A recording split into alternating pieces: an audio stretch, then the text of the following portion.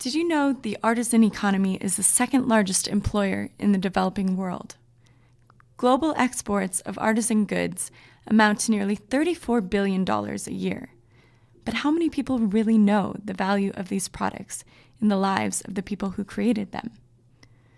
The country of Colombia is home to a few of the tribal communities around the world whose crafts represent not only their livelihood, but also their cultural heritage.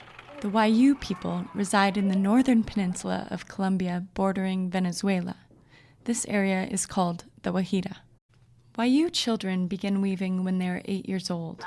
They weave simple products until they are approximately 12, when the girls are isolated from society and taught the technique in detail by their grandmother.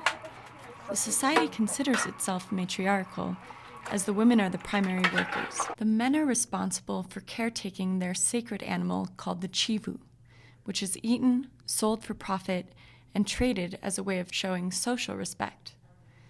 There are thousands of communities throughout the Guajira comprised of less than 100 people each, all of whom weave and sleep each night in hammocks. The Zenu tribe resides primarily in the provinces of Córdoba and Sucre.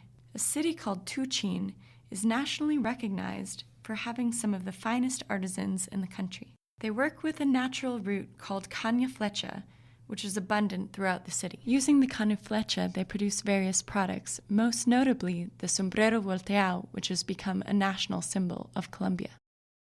As 90% of Tuchin's revenue is generated by the sale of their caña flecha crafts, children are taught to begin weaving at the age of 2. They begin with a thread count of 7 and work their way up from there. Marcial Monsalvo, who you see here, is the leading expert specializing in the 30 thread count sombrero weave. Each community in Tuchin competes annually for the title of being the fastest and the finest weavers. Knowing these people is to know their craft.